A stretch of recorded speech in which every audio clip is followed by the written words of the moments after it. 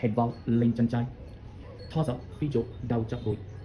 Hít vào lên chân trái, giữ 1, 2, 3, 4, 5, 6. Thò ra chân trái gấp chân gối phía trước đầu chắp gối. Giữ 1, 2, 3, 4, 5, 6. Hít vào lên chân trái, lên phía trước.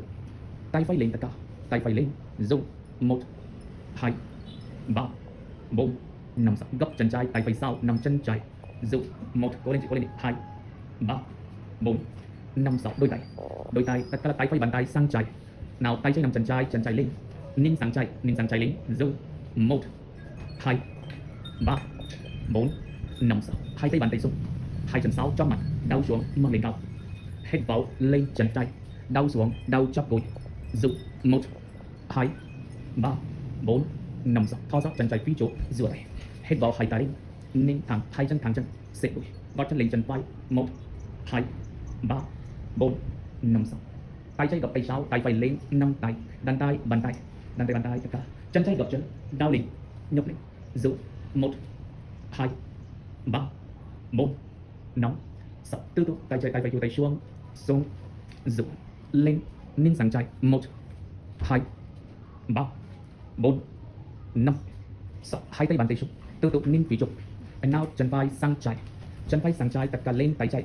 Giữ lên tay trái. 1, 2, 3, 4, 5, 6. Hai tay giang tay, ninh phía trước. Giữ 1, 2, 3, 4, 5, 6. Hai tay sau bàn tay, đau xuống, đau chắp gối. Giữ 1, 2, 3, 4, 5, 6. Đông lên. Hai chân thẳng chân, lật chân, lên xuống. Hít vào một lần tiếp, chân phải sang trái, rồi tay phải nằm chân phải bàn chân. And tay trái lên, nhìn tay trái bàn tay. Giữ 1, 2, 3, 4, 5, 6. Hai tay bàn tay xuống, chân phải sau. Chân trái sau, tam bằng cầm chuột plank pose, xếp bụng. 1, vai lên tất cả.